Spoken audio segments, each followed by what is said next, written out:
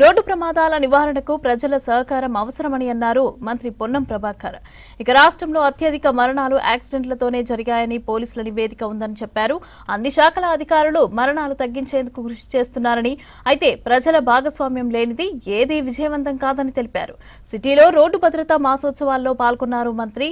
ఇక మద్యం సేవించి డ్రైవింగ్ చేయడం, బండి నడుపుతూ ఫోన్ మాట్లాడుతూ ఉండటం, ట్రాఫిక్ సిగ్నల్ను లెక్క చేయకపోవడం వంటి నిర్లక్ష్యాలతోనే ప్రమాదాలు జరుగుతున్నాయన్నారు.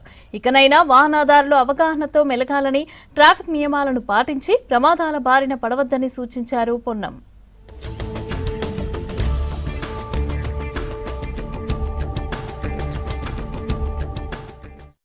ఈరోజు రోడ్డు భద్రతా మాసోత్సవాలు.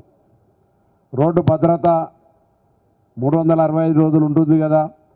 మనం రోడ్డు భద్రతను ఎందుకు నెల రోజులే జరుపుకుంటున్నామంటే 365 రోజులు మనం అవగాహన కలిగించే కార్యక్రమం తీసుకుంటున్నప్పటికీ ఒక సెన్సిటైజ్ చేయడానికి ఆ ప్రోగ్రాం యొక్క కార్యక్రమాన్ని ప్రతి ఒక్కరిని భాగస్వామ్యం చేయాలని కేంద్ర మంత్రి గడ్కరీ గారి నుంచి ఇది కేంద్ర ప్రోగ్రాంగా, రాష్ట్రాలు అమలు చేసే ప్రోగ్రాంగా ఇది ఫెడరల్ సిస్టంలో జరిగే కార్యక్రమం అన్ని రాష్ట్రాల్లో జరుగుతున్నప్పటికీ మన రాష్ట్రంలో గౌరవ ముఖ్యమంత్రి రేవంత్ రెడ్డి గారు, అధికారులందరం కూడా ప్రత్యేకంగా చొరవ తీసుకొని 1000 మంది రవాణా శాఖ సిబ్బంది, 1,80,00,000 వాహనాలు ప్రతి మనిషికి వేసుకుంటే కూడా దాదాపు 18,000 వాహనాలు వస్తాయి.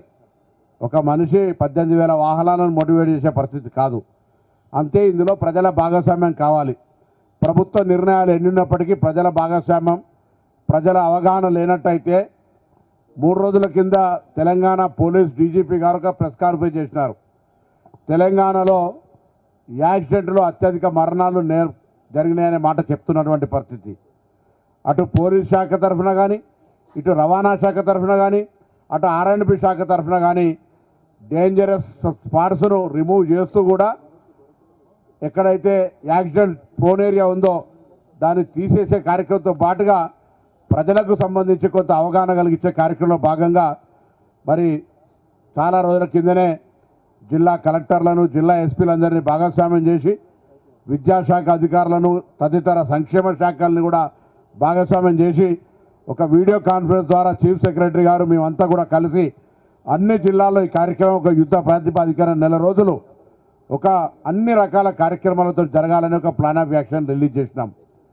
అందులో ప్రధానమైనటువంటిది ఈసారి ప్రతి విద్యార్థి వాళ్ళ తల్లిదండ్రుల దగ్గర నుంచి ఒక హామీ పత్రం, మేము రోడ్డు నిబంధనలను పాటిస్తాం, ఒక పిల్లలకు సంబంధించినటువంటి సెంటిమెంటు తల్లిదండ్రుల దగ్గరికి వెళ్ళి మేము రోడ్డు నిబంధనలను పాటిస్తామంటే తప్పకుండా కొంత గొప్ప పిల్లల మాటకు గౌరవం ఇచ్చైనా తమ వాహనాలు నడిపేటప్పుడు సిగ్నల్ పడ్డప్పుడు ఆగడం కానీ, లైన్ క్రాస్ చేయడం కానీ, రాంగ్ రూట్లో పోవడం కానీ, వాహనం వస్తున్నప్పుడు టెలిఫోన్ మాట్లాడడం కానీ, డ్రింక్ చేసి నడపడం కానీ మానుకోగలిగితే సగం యాక్సిడెంట్లు తగ్గించినట్టే.